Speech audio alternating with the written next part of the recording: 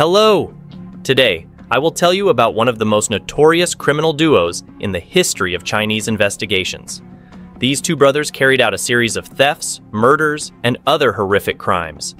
In just 2 short years, this pair committed over 13 major crimes and killed 17 people. This sent shockwaves through the local community and filled everyone with fear. So, who were these two brothers, and how did they carry out their horrifying crimes? Let's find out together. On January 18, 1998, the police received a phone call reporting a murder at the officials' building of the Forestry Bureau in Shanyuan County. Due to the serious nature of the case, the police rushed to the scene immediately after receiving the report. The crime occurred at the home of Wang Xingguang, consisting of him, his wife, and their very adorable little girl. When the investigators arrived at Wang Xingguang's home, they found an unbelievable scene.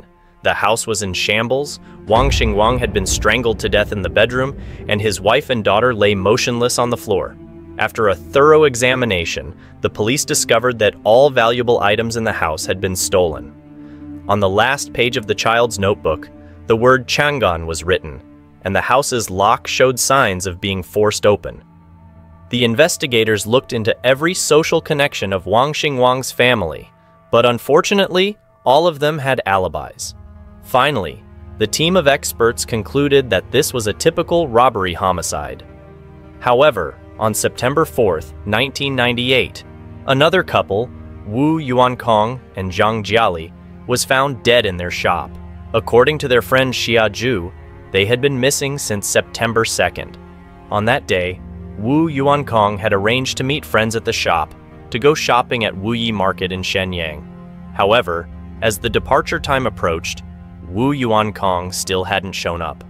Friends called and sent messages but received no response, assuming he had a sudden matter to attend to. Eventually, they left without him. By the morning of September 4th, when Wu Yuankong and his wife still hadn't appeared, the shop employees sensed something was wrong. After numerous unsuccessful attempts to contact them, they called Wu Yuankong's parents. Alarmed by the news of their son's and daughter-in-law's disappearance, his parents hurried from their hometown to his house. Upon arrival, they were immediately hit by an overwhelming stench. The elderly couple quickly opened the door to find 2 lifeless bodies on the floor. Fortunately, the children were not home at the time and were safe. When the investigators examined the scene, they noticed that the modus operandi was very similar to that of Wang Xingguang's case. The perpetrator had used the same method to kill the couple and steal all valuable items such as phones, money, and other belongings. However, there was a difference this time. A small amount of blood was found on the floor. Tests revealed that it belonged to blood type B and did not match the victims. Based on this, the police speculated that the blood might belong to the perpetrator. The investigators continued their extensive investigation and discovered that at 10 a.m. on September 2nd, a man had withdrawn 20,000 yuan from Wu Yuankong's account at the agricultural bank. The bank employee described the man as tall and thin, wearing white glasses and speaking the local dialect. The police suspected that this person was very likely the culprit. So based on the bank employee's description, they created a sketch of the suspect.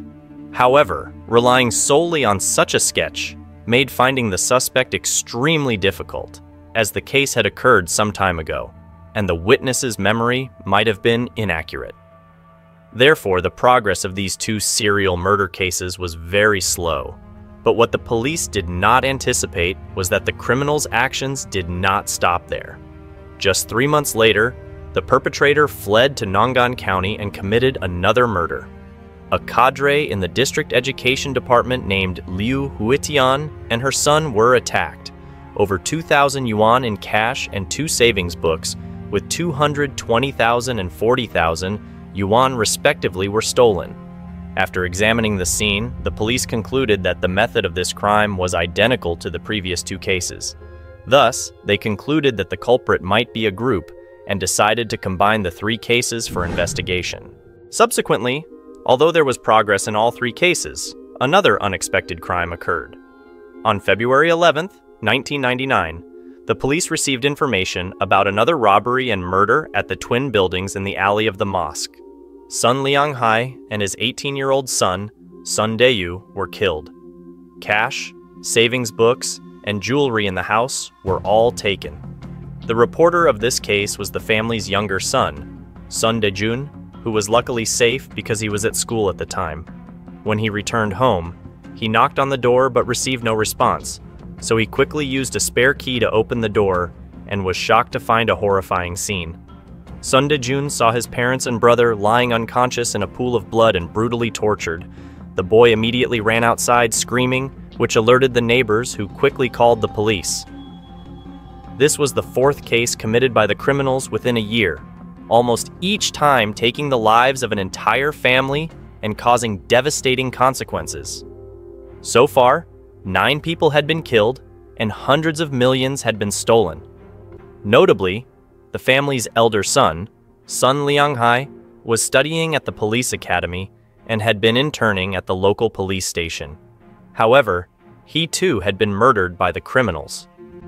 During this time, the entire city fell into a psychological crisis, especially those in business and the wealthy, who had to live in fear and anxiety. The leadership of Shanyuan County and the Public Security Bureau of Jilin Province were very concerned about the case and repeatedly instructed the police team to solve it quickly. Moreover, the Provincial Security Bureau sent an investigation expert to the scene to guide the case-solving process. Even the Director of Public Security and the Deputy Director of the county took direct charge of the criminal case, committing that if the case wasn't solved, they would not step down. The Special Investigation Team once again re-examined all the details at the scene, and this time they found a crucial piece of evidence. The investigators discovered an ID card near Sun Lianghai's body. The information on the card belonged to a woman named Dong Xiahua, who lived in Zidong City, Heilong Province, through conversations with the victim's family. The police learned that Dong Xiahua had no known connections with them. Therefore, the police speculated that this ID card might have been accidentally left by the criminal and could bring a breakthrough in the case. The police immediately investigated Dong Xiaohua's registered residence, but what they found was unexpected. Dong Xiahua had been dead for many years. According to her husband, Lu Hongfa, after his wife's death, her ID card had always been hidden under her ashes, but now it was missing, and he did not know when it had disappeared. Therefore, it seemed that the perpetrator had deliberately left the ID card at the crime scene to mislead the police. This serial murder case was once again at a standstill. However, not long after, the police made another crucial discovery. The phone of the victim, Sun Lianghai, unexpectedly emitted a signal, so the police immediately used technical means to track it. They then discovered that the phone's signal appeared in Changchun at one moment and in Jilin at another. When the police wanted to continue tracking, the phone was turned off. From this, the police suspected that the culprit might be deliberately misleading them. While the police were at a loss, a new lead emerged. The next morning, the police discovered someone using Sun Lianghai's savings book to withdraw 20,000 yuan in Guangguo County. By reviewing surveillance footage, the police realized that this person looked very similar to the suspect in the previous case. The police immediately went to the bank and found the employee who had served the suspect.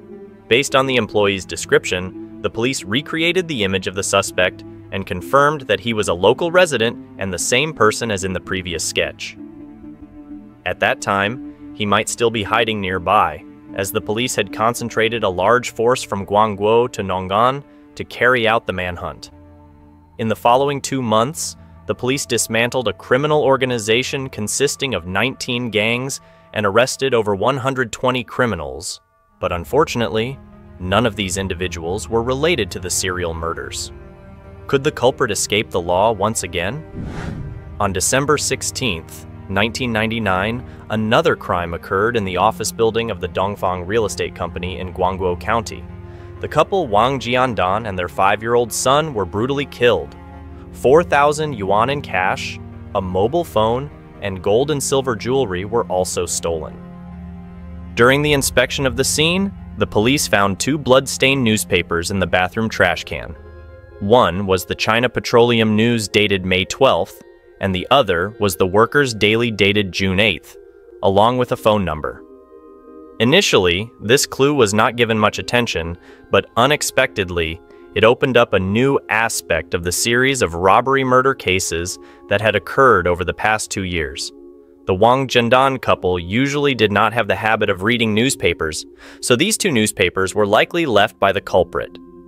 When the police received this information, they immediately investigated the bloodstains on the newspapers and the phone number. After comparison, the police found that the bloodstains did not belong to the victims. At the same time, the phone number query yielded new results. It showed that this was a personal number from Taihua County. When the police tracked down the owner of the phone number, he confessed that he had previously had business dealings with Cao Mo, a maintenance worker from the Jilin Petroleum Group. Following this lead, the police quickly found Cao Mo. However, Cao Mo claimed that the numbers on the paper were written randomly while he was on duty. He had no idea what happened to the newspaper afterward.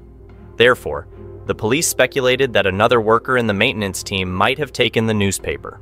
Through investigating the social relationships of over 100 workers, the police finally identified a suspect. Qi Shuetong, the husband of Zhang Dongdong. Zhang Dongdong worked at the transaction office in the company, so when the newspapers were delivered, they were sorted and sent out. Simultaneously, expired newspapers were collected, allowing Dongdong to take them home.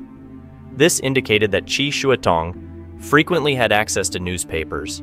Moreover, his appearance closely matched that of the suspect, making him the primary suspect.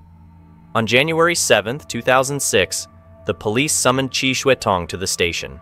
Immediately upon meeting him, they noticed 2 wounds on his arm. When questioned about them, his stammering and inability to provide a clear explanation raised further suspicion. The police took a blood sample from him, and the results confirmed that his plasma matched that of the murderer from the case of the couple Wu Yuantong. Faced with irrefutable evidence, Qi Shuetong had no choice but to confess to all his crimes. He revealed that the mastermind behind these crimes was his older brother, Qi Shuifeng. The police immediately went to Qi Shuifeng's residence in Dan to arrest him. But unexpectedly, Qi Shuifeng had already fled. Consequently, the police quickly deployed 250 officers to check all entertainment venues and inns in the city. However, Qi Shuifeng managed to hide in a local residence house and once again evaded capture. On January 11th, the police successfully arrested Qi Shuifeng at his home. Perhaps feeling that his life was nearing its end, Qi Shuifeng confessed to all the crimes committed by the gang. According to his confession, the murder of Wang Xinquan was carried out by him and his colleague Feng Xiguo. They used the pretext of heater maintenance to break into Wang Xinquan's house, kill him and his family, and steal all their valuable possessions. To mislead the police, they intentionally wrote the word Chang'an on the child's notebook and tampered with the lock. The murder of Wu Yuantong's family was planned by Qi Shuifeng and his younger brother, Qi Shuetong. However, during the crime, Qi Shuetong was caught off guard and left blood at the scene when Wu Yuantong resisted. Additionally, the murder of Liu Huitan's family involved their close friend Zhang Hongwei. The murder of Sun Lianghai's family was a conspiracy involving both brothers and Zhang Hongwei. Finally, the murder of Wang Zhendan's family was executed by the 2 brothers. Qi Shuifeng was extremely meticulous and careful in his planning. Most of these crimes were orchestrated by him. Leaving Dong Xiaxia's ID card and emitting Sun Lianghai's phone signal were his ideas to divert police attention. What shocked the police even more was Qi Shuifeng's confession that besides these major cases, they had also committed 2 other robbery-murder cases in Taishan, Hebei. In May 1999, they broke into a house, killed a mother and her child, and then stole their possessions. 10 days later, Qi Shuifeng called Qi Shuetong and Zhang Hongwei to Taishan to commit another robbery, where they killed a pregnant woman, an elderly lady, and 2 children aged 7 to 8. According to Qi Shuifeng's confession, in 2 years, They had committed over 13 crimes, resulting in 17 deaths, with most of the crimes motivated by robbery. The youngest victim was not even 5 years old. Based on Qi Shuidong's confession, the police issued arrest warrants for and subsequently apprehended the remaining suspects, Feng Xiguo and Zhang Hongwei.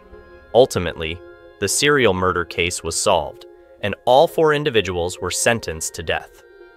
This punishment fittingly reflected the severity of their crimes. Indeed, the saying, "Even a cunning fox cannot outwit a skilled hunter," proved true. Despite the criminals' numerous schemes to mislead the investigation, they could not escape the police's pursuit.